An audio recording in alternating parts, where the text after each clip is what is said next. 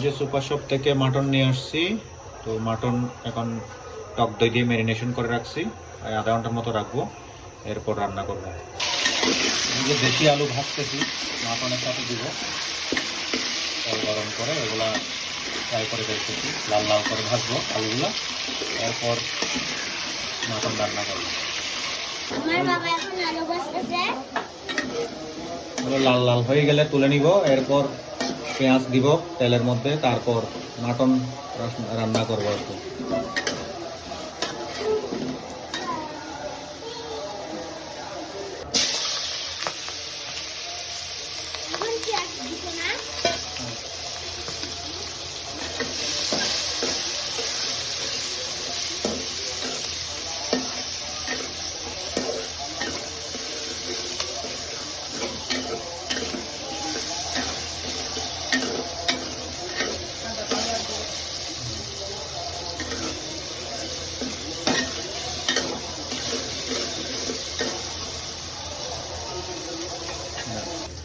যেটা হচ্ছে কাঁচা পেঁপে দিব মাংস, যাতে ভালো করে সিদ্ধ হয়, নরম হয়, সেই জন্য।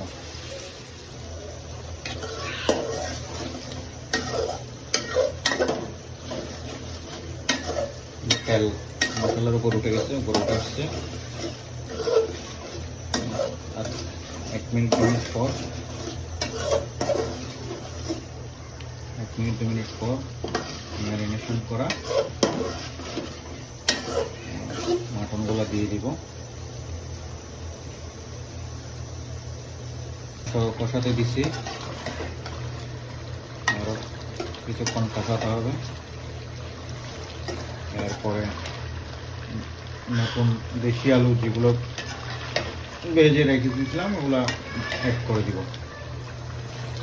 এরপর এই যে আমার স্পেশাল গরম মশলা এটা অ্যাড করবো আমি।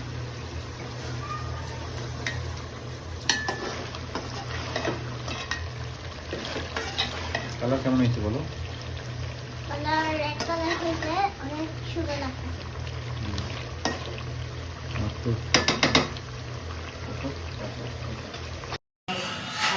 এই যে দেখেন খাসির মাংস রান্না করা শেষ, এবার খাবো। দেখেন কালারটা কিরকম আসছে, এই যে দেখেন।